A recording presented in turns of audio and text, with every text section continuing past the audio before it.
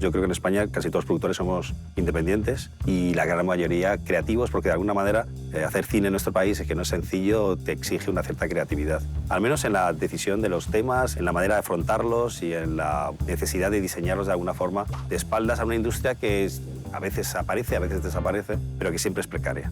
Necesito a alguien con experiencia que ruede en 4 días y me deje beneficios. Eso es lo único que me importa. Yo no creo que haya película fácil. Me parece igual de complejo producir un cortometraje que un largometraje, para empezar. Lo que sí cambia es la responsabilidad. Es distinto tener una película en la que manejas un presupuesto de 30 millones de euros, como Lo Imposible, ¡Quiero irme a casa! ¡Dame la mano! que una película de 15.000 euros hecha en cooperativa como Gente en Sitios. Es decir, que las películas, su envergadura, no las hace más difíciles, te obliga a tener más responsabilidades. Película fácil no existe. De 40 y tantas películas que he producido, pues a lo mejor muchas de ellas, a lo mejor la mitad no han funcionado como yo quisiera que funcionaran, ¿no? A veces diseñas una película que se parece a otras películas que acaban de triunfar y llegas tarde. A veces llegas antes. Tengo miedo.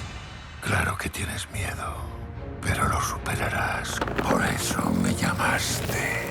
Yo creo que todos hacemos cine global ya, con la entrada de las plataformas, con la necesidad de que los catálogos abastezcan de alguna manera de historias, algo que hasta ahora mismo yo creo que el cine ya no tiene una bandera. La bandera es una bandera global, de la misma manera que la financiación también lo es. Estamos en una edad de oro, es inevitable, donde se confunden las pantallas y donde se confunden los formatos, donde te plantas delante de tu televisor gigantesco y no sabes si vas a ver una serie que dure 25, 50, o vas a ver una película que dura 90, o eres capaz de consumir en una noche una temporada completa de una serie.